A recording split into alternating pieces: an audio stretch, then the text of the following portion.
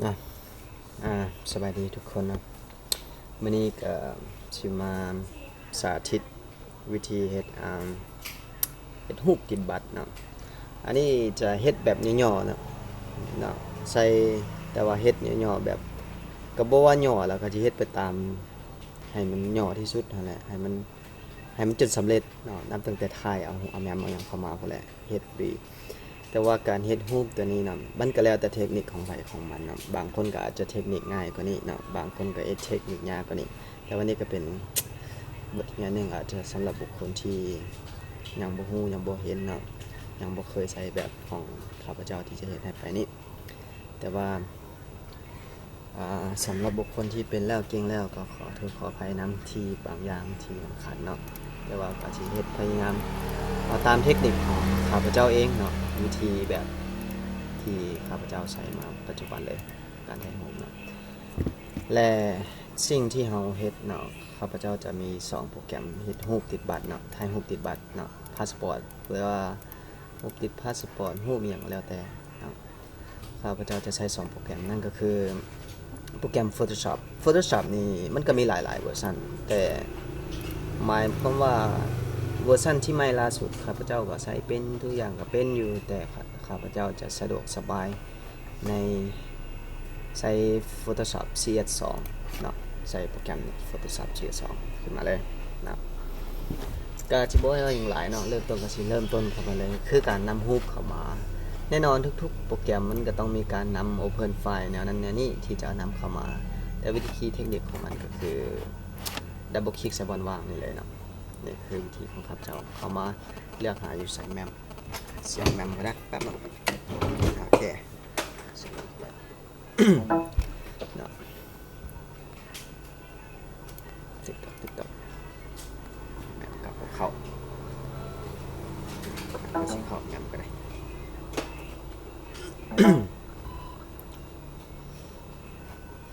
ขึ้นมาแล้วเนาะเขาไปเลือกหารูปที่เราต้องการเนาะและการถ่ายรูปกับพยายามเราเบิ่งต้องให้มันหนามันตรงเนาะวิธีเอาเข้าไม้ก็เนาะก็คือเขาถ่ายรูปมาเขาอาจจะได้2-3รูปมาเพื่อให้มันความมั่นใจนะบ่แม่นนะสิไปถ่ายแกร็บบาดเดียวเฮ็ดปันสิมืออาชีพก็แม่นอยู่ดอกแต่ว่าสำลูกค้ามันบ่เข้าใจว่าเฮาสิมืออาชีพแต่ว่ามัน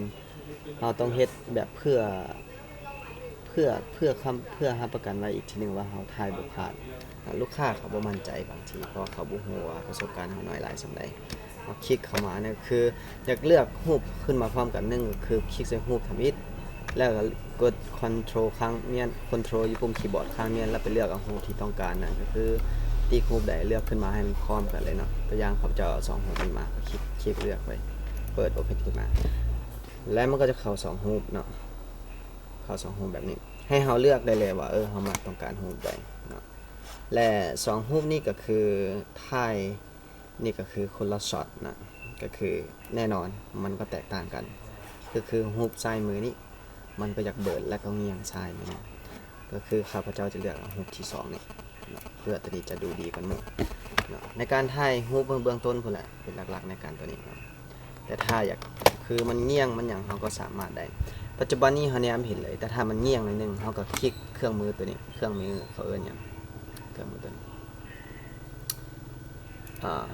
มันบ่โซเนาะธรรมดามันจะโซอันนี้มันใช้โปรแกรมเรคคอร์ดอยู่มันจะบ่โซก็โซอยู่คือกันคืออย่าง rectangular เนาะก็คือเครื่องหมายตัวนี้ถ้าเป็นช็อตคัทเนาะก็คือเมนูลัดของมันกดตัว M อยู่คีย์บอร์ดเนาะมันจะเลือกตัวนี้เนาะแต่นี้คือถาดโปรแกรมเมนูเนาะเครื่องมือเนาะคลิกขวาใส่มันจะมีให้เลือกเนี่ยเนาะแต่ละตัวแต่ให้เลือกเอาตัวนี้ก็คือตัวนี้อยากเงียงมาข้างซ้ายตัวนึงหรือข้างขวาของเราข้างซ้ายของเราเนาะก็คือเลือกกดแคนเซิลเนาะเลือกมากวมมาเนาะเพื่ออย่างเราจะปรับให้มันเที่ยงเลือกหลังจากคลิกลากเนาะคลิกลากเอาเครื่องหมายมาแล้วนั่นและกด Ctrl T เพื่อให้มันออกคำสั่งลักษณะนี้เนาะปรับให้มันเงียงปรับให้มันสม่ำเสมอเนาะวิธีของมันสังเกตเบิ่งเมาส์นี่เนาะปรับตัวนี้แล้วก็ Enter นั่นก็คือทำงานแล้วอันนี้วิธีของเขาเจ้ากดเครื่องหมายยกเลิกเส้นตัวนี้มันกด Ctrl D ได้ Ctrl D เนาะ อยู่คีย์บอร์ด Control ค้างเมียนแล้วกดดีปั๊บโอเคออกบัดนี้ก็คือเครื่องหมายเขาจะไม่ใช้เครื่องมือขอบเนาะเอาตามเทคนิคตัวนี้เลยเนาะบ่ต้องว่าอธิบายยาวเอาตามเทคนิคเขาต้องเอาตัวนั้นตัวนี้ไปตามสเต็ปตัวนี้เนาะบ่แม่นว่าเป็นหยังต้องใช้เครื่องมือขอบหลังจากตัวนั้นตัวนี้เป็นหยังบ่ใช้เครื่องมือเล็กเขาเอาตามตัวนี้เลยเนาะคือเทคนิคของข่อยเองเนาะคลิกเครื่องมืออัน crop เนาะคืออัน crop เนาะโดยเครื่องมือตัวนี้แต่ละตัวอยากรู้ว่าเครื่องมือตัวใดมีที่มันทำงานเมนูลัดของคีย์บอร์ดเนาะเอาคือเอาเมาส์ไปคลิกใส่มันจะขึ้นมา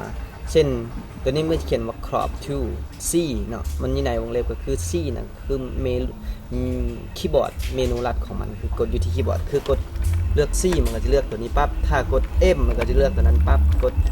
V มันก็เลือกตัวนั้นปั๊บแล้วแต่เนาะพอโดน C กด C เนาะคือ crop เนาะแล้วนี่crop นี่มันเขาจะเลือกกำหนดได้เลยในตอนนี้เนาะก็คือเช่นว่าตัวอย่าง3รูป3คูณ4เนาะ3คูณ4เรามาเลือกห้องนี้เลยห้อง width นี่มันความกว้างเนาะห้องกว้างเนาะ height มันความสูงเนาะก็คือ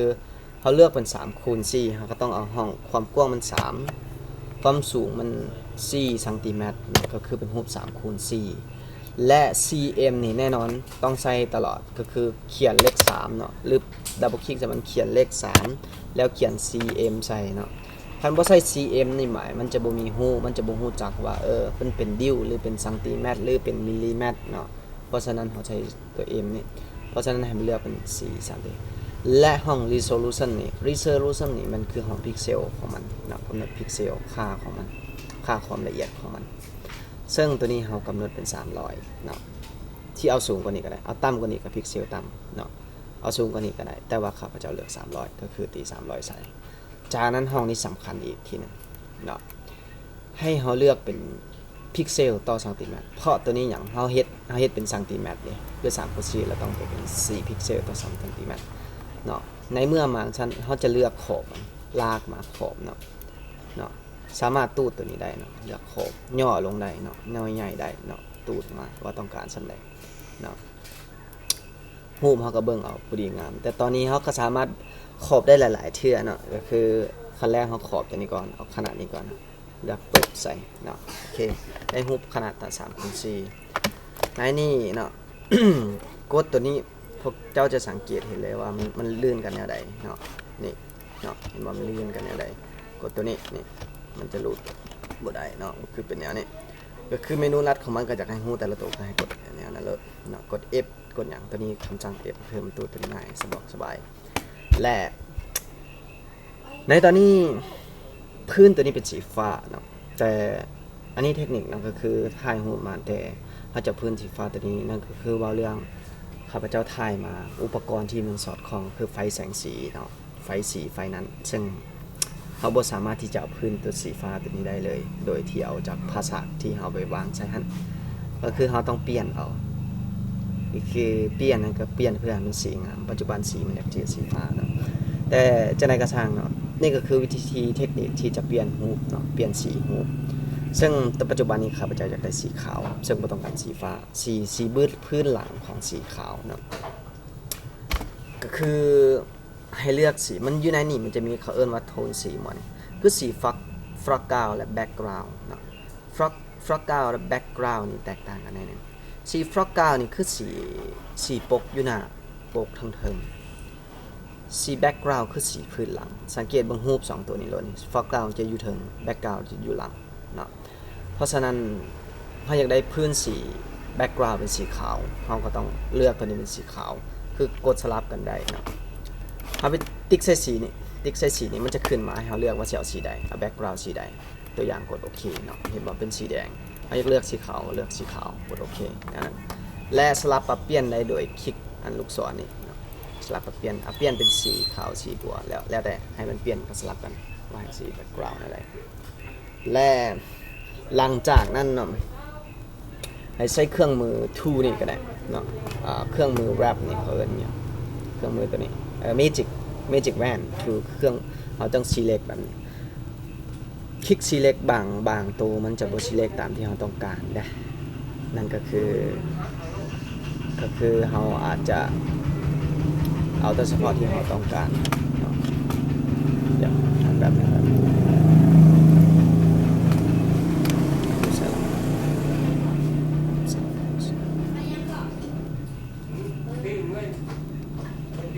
ดึงไปเป็นไงนะโอเคนะและเฮาอย่าลืมว่าเครื่องหมายตัวนี้มันติ๊กมันบ่ได้ตามที่เราต้องการบางครั้งอันนี้มันเอาแค่มันจะไปเลือกเอาแค่สีใกล้เคียงก็คือเฮาอยากมันจะทำงานแต่เฉพาะวงมนที่มันขีดออมเนาะก็คือเราอยากลึบพื้นสีฟ้าเนาะแน่นอนมันจะลึบแต่เฉพาะวงมนที่เราขีดเอาคือกดในนี้แล้วกด delete เนาะมันจะออกสีขาวตัวนี้เลย the background ตัวนี้เลยเห็นบ่สีขาวตัวนี้คือจังซี่มันก็กินไปเนาะเฮาก็บ่ต้องเฮ็ดมันเนาะเฮาก็ลึบเส้นตัวนี้อย่าลืมว่า control D เนาะลึบเส้นตัวนี้ถ้าบ่ลึบเนาะนี่เฮาไปใช้คำสั่งตัวอื่นเนาะคำสั่งตัวอื่นมันก็จะบ่ทำงานเนาะมันจะบ่ทำงานตัวนอกมันจะทำงานแค่ในวงกลมอย่างเดียวก็คือเฮาจะบ่ใช้คำสั่ง to เนาะตอนนี้เฮาจะใช้คำสั่ง delete เนาะลึบเนาะเครื่องมือลึบ eraser เนาะก็นะเครื่องเขาจะลึบนอกนี่มันจะบ่ลึบเห็นบ่สังเกตย้อนหยังเห็นบ่มันบ่ลึบแต่อยู่ในนี่มันผัดลึบเนาะย้อนหยังมันทำงานตัวอยู่ในวงมุมแต่ถ้าเฮาอยากลึบออกหมดเนาะเฮาบ่อยากให้มันอยู่ในวงเฮาก็ต้องยกเลิกเส้นตัวนี้นั่นก็คือกด Ctrl D เนาะยกเลิกเส้นตัวนี้แต่ว่าสำคัญก็คือต้องซูมขึ้นมาเด้อซูมนี่ก็คือกดปุ่ม Automative เนาะเขานะอยู่ในคีย์บอร์ดซึ่งเขาจะอ่านไว้เขียนอยู่แต่ ALT เนาะที่มีเขียนปุ่มเดียวแปะปุ่ม Control ละกดข้างเมียนแล้วกิ้งลูกศรเมาส์มันก็จะขึ้นละซูมเนาะโอเคเนาะตัวที่เป็นมือตูดได้ตูดอย่างกด Space เนาะโอเคปั๊บหัวแปลงทุกๆเครื่องมือเนาะปั๊บหัวแปลงเลยคลิกขวาเนาะคลิกขวาแล้วตูดตัวนี้ให้มันน้อยลงเนี่ยตัวอย่างตัดเลยบัดนี้ตัดเลยเนาะต้องตัดนี้ตัดเลยเนาะนะกด Control อ่าน Z ข้างเมียนหมายความว่ามันจะกลับคืนเนาะคือเรากด Control แล้วก็กดปุ่มอ่านพร้อมกันแล้วกด Z หมายความว่ามันจะกลับคืนสิ่งที่เราเฮ็ดผิดพลาดกลับคืนเนาะโอเคแต่ว่าก่อนสิเฮ็ดลงมือให้ทุกคนก็ให้เบิ่งวิดีโอจบไปแล้วทำความพยายามทำความเข้าใจเนาะแล้วใช้ว่าขั้นตอนใดใช้ตัวนั้นตัวนี้เนาะบ่แม่นที่สมมุติเฮ็ดผิดแล้วจะกลับคืนพัดยังบ่เห็นคำสั่งที่ว่ากลับแนวใด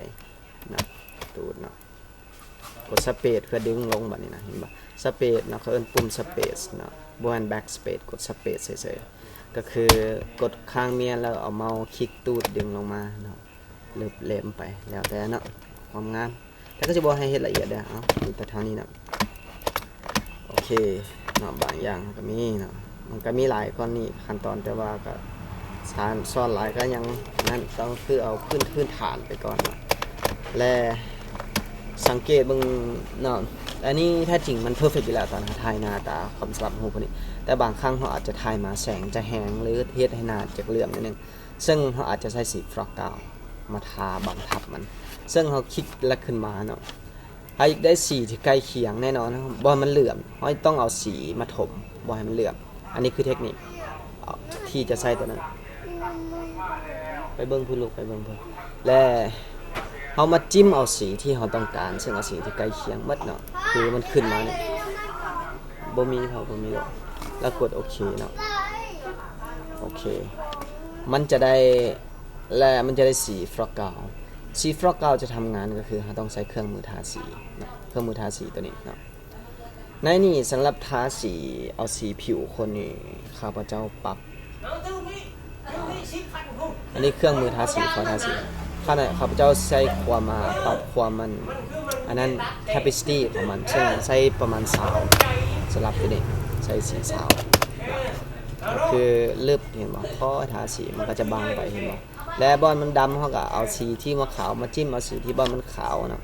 สีที่บอลขาวไปทาบอลดำมันก็ขาวเห็นบ่ล่ะเห็นบ่เขาก็ธรรมดานี่แหละบ่ต้องเฮ็ดพิธีหลายเนาะและสีส้มเนาะสีส้มนี่ก็แนะนำขึ้นอีกทีนึงจิ้มเอาฟอกก้าวคืนนี่แหละอาจจะไปจิ้มเอาสีแถวใดก็ได้หรือว่าสีหาจิ้มเอาสีตัวนี้เลยก็ได้เนาะ แต่ว่าสำคัญเอามาปรับหัวแปรงตัวนี้ให้มันเป็น10ความเข้มของมันเนาะความเข้มของมันแต่ปรับหัวน้อยลงโอเคพอดีเนาะบ่ได้บ่ต้องใช้หลายก็ได้ให้มันพอดีมีเครื่องซึ่งว่าอยากเนียงนิดนึงหัวคนพอดีคลิปตัวนี้เนาะโอเคกด enter เนาะคือว่าเกือบเวลาได้ครึ่งนึงนะเดินทางมาบัดนี้ก็คือเอาเสื้อมาใส่เนาะบ่ต้องการใช้เสื้อเนาะเอาเสื้อที่มาใส่เสื้อนี่เฮาก็ไปซอกเสื้อมาเนาะเสื้อนี่มันจะมีรูปบางอย่างมันจะมีแตกต่างกันนะรูปที่เป็นนามสกุลที่transfer element แปลว่ารูปที่บ่มีพื้นหลังเนาะก็คือพื้นหลังสีขาวของเฮามันอาจจะบ่มีมันเป็นว่างเปล่าเนาะวางเปล่าเลยก็คือรูปที่เฮามีมาแล้วเนี่ยเพื่อสำเร็จอันนี้ก็คือเซฟมาไว้คือแนวนี้เนี่ยมันจะบ่มีพื้นหลังตัวนี้นี่คือจำในวงนี้มันบ่มีพื้นหลังนี่จะเห็นคือพื้นที่บ่มีพื้นหลังมันต้องเป็นนามสกุลที่ PNG นี่เนาะนามสกุลรูปเนาะ PNG เลยว่ามันมีหลายขั้นตอนเนาะและวิธีจะรูปตัวนี้เข้ามาใส่ตัวนี้เนาะต้องกดอย่างกดเครื่องมือง่ายตัวนี้เนาะเครื่องมือ move เขานะ move หรือกดตัว V คำสั่งอยู่คีย์บอร์ดเนาะเครื่องมือ move คลิกแล้วดึงลากมาใส่เนาะดึงลากมาใส่เสือกันใหญ่นะเสือกันใหญ่ก็เฮ็ดได้มันใหญ่ต้องปรับมันหน่อยกด Ctrl T แล้วหย่อนี่น้อยลงเนาะหย่อน้อยลงความต้องการหย่อน้อยลงโอเคหย่อลงหย่อลงกด Enter เนาะเพื่อให้มันทำงานหย่อน้อยลงเอาจนพอดีพุ่นแหละปรับมันได้พอดีแต่ว่าก็มีเนาะการเทคนิคก็มันมีบางคนเนาะถ่ายมานี่เสื้อใหญ่ผัดคอเสื้อผัดน้อยเนาะคอเขาผัดใหญ่มันซึ่งมันกว้างบ่เท่ากันเขาอาจจะปรับได้อยู่ที่ปรับคอเสื้อให้มันน้อยลงให้มันย่อลงเพื่อใช้คอเพราะว่ามันบ่กลมกลืนกันก็คือมันแล้ววันนี้กรณีที่เขาได้รูป2รูปตัวนี้เนาะอธิบายคืนอีกทีนึงนะในรูป2รูปนี้มาเต็งกันอยู่นี่คือเป็นลักษณะนี้นี่ก็คือสังเกตเนาะคือ foreground มันบ่มีbackground มันบ่มีคือพื้นหลังตัวนี้มันบ่มีเห็นบ่ธรรมดามันก็ต้องบังแต่มันมีอันนี้มันบ่มีเนาะคือมันจะมีแต่แค่เสื้อนะและที่เฮาจะน้อยลงเฮาจะอธิบายขึ้นคือหลังจากที่เฮาได้รูป2ตัวนี้มามันจะห้องนี้มันจะมีคำว่า layer นี่ก็คือรูปไผรูปมันซึ่งก็เป็นสั้นไผสั้นมันเนาะนี่ก็คือมีที่เฮาเฮ็ดรูปอาจจะมีเลเยอร์2เลเยอร์3ที่เฮาแล้วแต่เฮาดึงรูปมาเข้ามาจากรูปเนาะปัจจุบันนี้คือตัวนี้เป็นแบ็คกราวด์หรือรูปคนนี้เป็นแบ็คกราวด์ตัวเลเยอร์ตัวนี้เลเยอร์ที่มาหย่อนถึงเนาะก้อนตัวใดจะทำงานเฮาที่ทำงานตัวใดเฮาก็ต้องเลือกเลเยอร์ตัวนั้นเฮาที่ตัดรูปคือตัวหน้าคนตัวนี้ก็คือหน้าคนตัวนี้เป็นแบ็คกราวด์เฮาก็ต้องคลิกที่แบ็คเลเยอร์ตัวแบ็คกราวด์ถ้าเสื้อตัวนี้จะคลิกเนาะตัวอย่างเฮาคลิกใส่แบ็คอันตัวแบ็คกราวด์เนาะเลเยอร์แบ็คกราวด์เฮาสิเป็นตูดเสื้อมันบ่ไปแล้วเห็นบ่แต่ถ้าเฮามาเลือกเสื้อมันก็ตูดไปเลยทันทีเห็นบ่แล้วอย่างนั้นและมาปรับคอเสื้อเนาะจะปรับให้คอเสื้อมันตีบลงหรือมันกว้างลงเฮาก็มาคลิกในเลเยอร์ของมันหาจากนั้นมาเข้าใน liquify เนาะfilter แล้วมาเข้าที่ liquify เนาะ liquify แล้วก็พอบ่มีพอคาเวียกลงแล้วก็ซูมขึ้นมาก็เนาะคลิกในเครื่องมือซูมเนาะก็จะเห็นความชัดเจนและมาใช้เครื่องมืออัน forward web นี่เนาะวาร์ปชื่อเนาะ W เนาะหรือว่ากดใส่มันนี่เครื่องมือเนาะ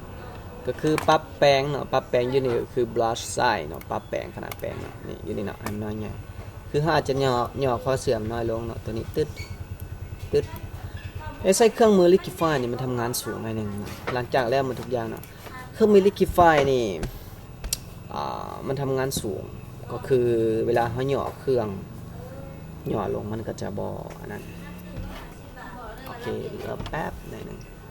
จะหยุดไว้ก่อนโอเคนะมาเริ่มกันต่อนะฮอดใช้ระบุลามิกี้นี่เริ่มกันต่อพอดีถ่ายอยู่นิดนึง นะเครื่องมือ Liquify เนาะมันก็ทำงานสูงมันก็คล้ายๆคือกับตัวนี้เนาะเครื่องมือยูตัวนี้ซึ่งมันก็มีอยู่นี่เนาะเครื่องมือยูตัวและตัวนี้มันทำงานจะบ่ค่อยคักปานใดเนาะคือแก้ไขได้อยู่มันแก้ไขบางเล็กแหละก็คือจากมันย่อนี่คือสังเกตมันจะมัวเห็นบ่แต่ Liquify มันบ่ได้มัวเด้เดี๋ยวนั้นก็คือบางอย่างเฮาก็ต้องใช้มันแน่นอนคือใช้และตอนนี้เฮารู้สึกว่าคอเสือนี่ก็โอเคซูมได้เบิ่งคักๆเนาะซูมออกซูมเข้ามันเห็นกันเนาะมันละเอียดเนาะซึ่งแล้วยูย้ายตัวนี้ได้ก็คือเราต้องไปเลือกคำสั่งย้ายก็ได้มันจึงย้ายได้เลื่อนอยู่ขี้เมาส์ลูกศรข้างซ้ายข้างขวาเลื่อนไปถึงเนาะและคือบางอย่างเราต้องตัดออกก็ต้องเราต้องไปเลือกเลเยอร์ของแบ็กกราวด์เพราะเราจะตัดแบ็กกราวด์นี่ออกเพราะมันกลายเสียออกมาเครื่องเลือกเครื่องมือลึบนี่เนาะคือกดตัว E อยู่คีย์บอร์ดเนาะ eraser เนาะก็คือบอกไปถึงอย่างแล้วเนาะอยู่ว่าเครื่องมือแต่ละตัวมีคำสั่งเนี่ยรัดเมนูมันอยู่ใส่กับ G ใส่มันจะบอกมันเลยว่ากดตัว M ตัว Y ตัว Q ไปละแต่ละตัวเนาะเดี๋ยวได้เครื่องมือในนี้ออกมาได้แล้วนี่เครื่องมือตัวนี้ก็ตูดมาหน่อยนึงในเครื่องมือตัวนี้เราสามารถเฮ็ดได้อยู่น้อยๆเนาะเอาน้อยๆเดียวไม่ต้องอะไรมันลายมันกับมัวเนี่ยตัวนี้โอเครู้สึกว่าจะดูดีน้อยนึงแล้วคิดว่าสมบูรณ์แหละตอนนี้เนาะและคันเมื่อสมบูรณ์ตอนนี้เขาจะมาทำงานมาขอบอีกทีนึงเนาะคือมาครอบนะก็คือปรับค่าตัวนี้คือเก่านี่แหละให้บ่ต้องปรับมันออโต้อยู่แล้วคือเก่าแล้วพอมันจื้อค่ามันยามเบิ่งเขาก็บ่ต้องเป็นปรับค่ามันบ่ถือก็ต้องปรับมันบ่แม่น3กุจิก็ต้องปรับมันมาเลือกเอาส่วนที่เขาต้องการนะเลือกเอาดีงามเนาะบางครั้งเขาก็เสื่อใหญ่เขาก็ยังบ่เอาตูดมันพอดีตูดมาซึ่งเอาประมาณสักซ้ำนี่ก็โอเคงามแล้วเนาะแล้วมาขั้นตอนสุดท้ายเนาะการปรับสีนี่ก็สำคัญเนาะการปรับสีก็มันก็มาในแต่ตอนเฮาถ่ายเนาะขึ้นอยู่กับกล้องขึ้นอยู่กับไฟเงียงของเฮาเนาะซึ่งเฮาจะปรับน้อยปรับเข้มสำาใดแล้วแต่เฮาได้มารูปแล้วก็คือเข้ามาที่ image นะปรับสีแล้วไปเลือก adjustments เนาะเลือกที่ brightness and contrast หมายว่าความแจ้งความเข้มเนาะอันนี้สำหรับเทคนิคของเขาจะใช้แบบนี้เนาะซึ่ง contrast นี่เนาะค่อยมักจะใช้ประมาณสัก15เนาะอีกตามเบิ่งรูปนะมันถ้าสูงหลายถ้ารูปมามันก็จะแดงคือไฟใหม่เห็นบ่สูงเป็นลักษณะนี้ก็คือถ้าได้รูปที่มันไฟแห้งหลายก็บ่จำเป็นต้องปรับค่ามาตรฐานเอาเป็น15ดอกต้อง11 12 13แล้วแต่ทำอย่างใดนะหรืออาจจะใช้เป็น16 17ก็แล้วแต่หรือเป็น20ก็ได้แต่เพราะว่ารูปมันยังมันบ่ไฟบ่แห้งมันก็จะบ่เหมือนนั้นและความตัวนี้ก็ประมาณสัก5 6 7เนาะแล้วแต่มันพอดีงามกดโอเคให้มันและขอเลือกคำสั่งนี้เองเนาะตัวนี้ curve เนาะซึ่ง control M เนาะซึ่งคำเดียวกัน curve นี่ขึ้นมาก็ control M พอมักเลื่อนตัวนี้ขึ้นเนาะแล้วแนมเบิ่งรูปเนาะแนมเบิ่งรูปและว่าที่เอาซ้ำใดความงามส่วนไหนอิงตามจอเนาะสีของจอตัวนี้ซึ่งเฮาใช้เฮาต้องฮู้ค่อยสำหรับจอค่อยปรับมืดเมียนพอซันมืดเมียนค่อยต้องเฮ็ดรูปทำแจ้งขึ้นเนาะเพราะว่าปิ้นออกมาจึงสิเป็นสีตัวจริงเพราะว่าค่อยเบิ่งอยู่นี่คือมันมืดโพดบัดปั๊บออกไปบัดอยู่ในตัวนั้นพุ่นมันปิ้นออกมามันปิ้นออกมาซึ่งมันจะไปตามสีของมันซึ่งจอนี้มันอาจจะตัวเฮาจอมืดมันก็พาให้คนดำเนี่ยนะจอแจ้งมันก็พาให้คนขาวซึ่งในตัวจริงของมันเป็นแค่ภาพลวงตาของจอเฉยๆซึ่งเราต้องเอาตามตัวจริงที่เราเทสออกมาว่าได้สีสำใดโอเคสีประมาณนั้นประมาณนี้โอเคฮะชื่อเอากดโอเคคือว่าสมบูรณ์เพอร์เฟกต์แล้วนะตอนนี้นะเราเตรียมพร้อมที่จะปิ้นนะแต่ก่อนที่เราจะปิ้นเนาะค่อยจะมีคำสั่งหนึ่งเนาะว่าแน่นอนคนมาถ่ายรูปเนาะถ้าอยากได้3x4ครึ่งโหลว่าใช่เนาะครึ่งโหลมันก็6ใบเนาะหรือว่าโหลนึงก็12ใบครึ่งโหล6ใบบัดนี้เราจะต้องได้ปิ้นรูปออกมาใน6ใบเนาะซึ่งเราก็ต้องได้มีเทคนิคอีกตัวหนึ่งเทคนิคตัวนี้ค่อยก็ต้องใช้แอคชั่นขึ้นมาสวยเนาะโอ้ข้ามขั้นตอนนี้ก่อนเนาะยังลืมอีกตัวหนึ่งซึ่งค่อยเคยบอกว่าเราใช้2โปรแกรมนะก็คือโปรแกรมนี้ค่อยจะที่จะใช้ไปนี้คือค่อยจะใช้โปรแกรมเฮ็ดหน้าเนียนนะ โปรแกรมเฮ็ดหน้าเนียนคือกายอันกับอีหยังให้มันเบลอลงหรือว่าให้มันเนียนขึ้นให้มันผ่องใสเหมือนกับกล้อง360นั่นแหละแต่อันนี้ขอให้มันขึ้นเป็นอยู่ในโทรศัพท์ของบ่ว่าเรื่องกันก็คือมันมีคำสั่งที่อันนั้นเอาปรับค่าได้เอาเนาะตัวนี้เป็นโปรแกรมเสริมนะโปรแกรมเสริมแต่มันจะไปลงเป็นในปลั๊กอินเนาะซึ่งหลังจากเราลงแล้วในปลั๊กอินเราจะเข้ามาฟิลเตอร์เนาะมันจะขึ้นมาอยู่นี่แหละคือเราจะใช้คำสั่งมาแต่ว่าตอนนี้เราจะเลือกให้มันหนาเนียนคือเราต้องเลือกเลเยอร์ของคนนี้พอเราจะให้คนหนาเนียนเนาะเราเลือกที่ฟิลเตอร์เนาะฟิลเตอร์และอีกอย่าง Image Nomex เนาะเข้าไปที่ Portraiture เนาะก็คือโปรแกรมนี่สวยนี่ก็สังเกตเห็นเลยตอนนี้มันขึ้นมีเขาปรับค่าของตัวนี้10เนาะสูงขึ้นหลายมันกับมัวหลายโพดเนาะซึ่งเราเอาอยู่ประมาณ10กับ12 13โอเคแล้วแต่คนมากเนาะสังเกตเบิ่งความแตกต่างคลิกปุ๊บเห็นบ่อยู่นี่คลิกโหนี่มันก็เห็นความแตกต่างเนาะเบิ่งกดโอเคนะมันจากมัวนึงสังเกตเบิ่งกับคืนเนาะเห็นบ่แตกต่างกันได้นึงคือมันบ่งามบัดเฮาปิ้นออกมามันจะเฮ็ดให้หน้าคนผ่องใสเนียนขึ้นขาวขึ้นเนาะก็คือจะเต็มขึ้นนะเนาะเนี่ยนะหลังจากนั้นก็โอเคที่เข้ามาขั้นในตอนที่ว่าจะเฮ็ดรูปหับ6ใบก็คือรูป3x4 6ใบครึ่งโลนั่นน่ะ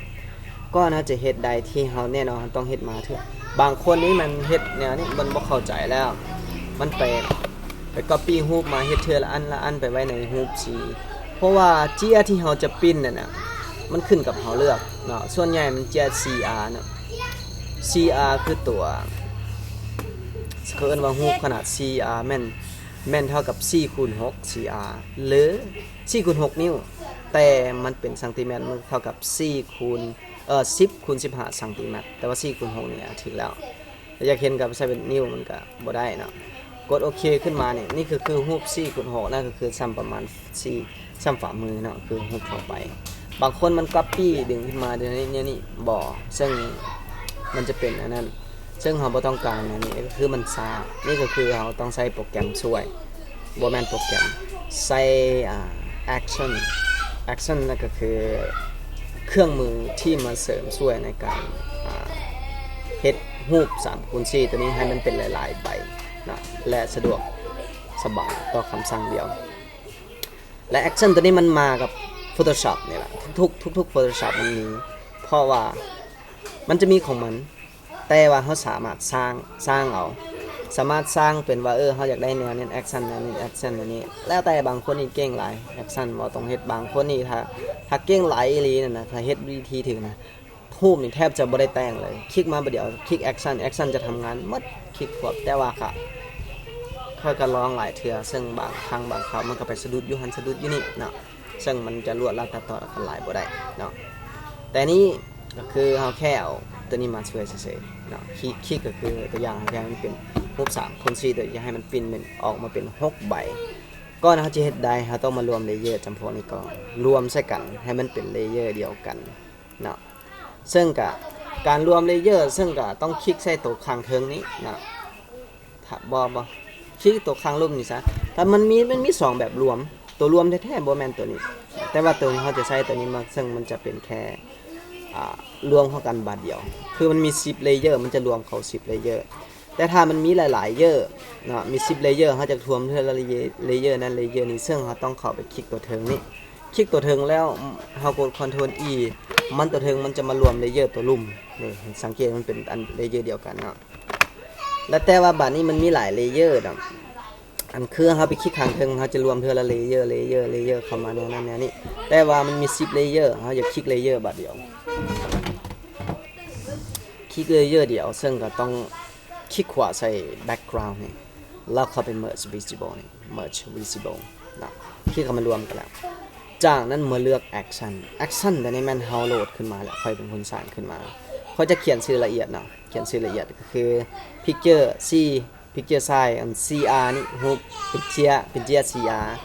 ซึ่งค่อยได้แน่นอนเลยคือค่อยต้องเอาเจีย CR นี่มาปิ้นเป็นเอาใช้ปรินเตอร์คือรูปขนาดเจียขนาด10x15 ซนติเมตรไปใช้ปรินเตอร์เพื่อปิ้นรูปจากตัวนี้ออกมา ซึ่งในนี่เขาก็จะบอกคือกันว่ารูปนั้นอันนี้2คูณ2.5 6รูป2คูณ3 6รูป3คูณ4 6รูป4คูณ6นี่4คูณ6นี่มันใหญ่หน่อยนึงซึ่งมันบรรจุได้แค่3รูปเท่านั้นที่อยู่ในขนาดเจียของขนาดเจียของ10คูณ15ก็คือขนาดเจียของ CR ซึ่งเราก็ต้องจำแนกออกและเราเลือกตัวที่3คูณ4เนี่ยซึ่งได้6รูปบาทเดียวถ้าเขาอยากได้โลนึงเขาก็ปิ้น2เทื่อแนวนั้นเอาเนาะก็คือได้4คูณ6หลังจากเขาพร้อมแล้วก็กด play มันขึ้นมาจืดรอทานหน่อยนึงนะมันขึ้นมาพร้อมที่จะปิ้นเลยง่ายเลยตอนนี้คือค่อยสร้างขึ้นมาสังเกตเบื้องนี้ในแต่ละรูปนี่ค่อยเฮ็ดพร้อมในมีขอบสีดำๆเนี่ยพื้นสีขาวมันเวลาปิ้นออกมาบ่มีเด้เพราะฉะนั้นมันจะเห็นยากในตัดยากเพราะฉะนั้นค่อยเฮ็ดเส้นให้มันเห็นก็คือแอคชั่นในตอนนี้ค่อยสร้างง่ายหลายแล้วบัดนี้พร้อมที่จะปิ้นละเนาะคือตอนนี้ครับพร้อมที่จะปิ้นละโอเคเข้าไปไฟล์ print process ให้มันเนาะเลือกมิเตอร์แล้วอันนี้ของเขาใช้L805 หรือว่า L210 เป็นเจียมันเป็น44ซึ่งบวกข้ามเอา F805 จึงจะเป็นเจียมันเป็นปรินเตอร์ปริ้นรูปโดยเฉพาะนะซึ่งจากนั้นก็มาเลือกproperty นะสำหรับ property ของตัวนี้เป็นตัวแบบนี้มาเลือกขนาดบัดนี้รูปนี่เด้คืออธิบายเมื่อกี้นี่10คูณ15ซนหรือเท่ากับว่า4คูณ6นั่นก็คือเพราะว่าจะเป็น4คูณ6หรือ35 3คูณ10คูณ15ตัวนี้ก็รูปอันเดียวกันนั่นแหละเจียขนาดเดียวกันซึ่งเขาเอิ้นว่าเจีย CR เนาะเช่นกดใช่มันเลือกนี้เป็น borderless ซึ่งเราบ่จำเป็นต้องใช้เนาะเราบ่เลือกเอา portrait มันขนาดดวงตั้งอันนี้คือบ่ต้องอธิบายใช่ดวงตั้งของเจียเนาะอันนี้ Epson Premium นี่ก็ต้องให้เลือกแบบเจียมันซึ่งถ้ามันเป็น plain paper ซึ่งจะเป็นเจียขาว AC ธรรมดานี่เจียอันdouble A นี่แต่ว่าอันนี้เป็นรูปมันซึ่งมันจะเป็น glossy เขาเลือก premium glossy ซึ่งเจียของมันเป็นอะไรตัวนี้แต่พวกนี้มันก็ปิ้นได้คือกันเนาะตั้งแต่ว่ามันขึ้นตามเจียของเขาอันนี้เจียของใครเจีย CR ตัวนี้เป็นเจียธรรมดานี่แหละนะแต่ว่าก็คุณภาพดีอยู่ซึ่ง match มันเข้ากับเจียตัวนี้จากนั้นก็เลย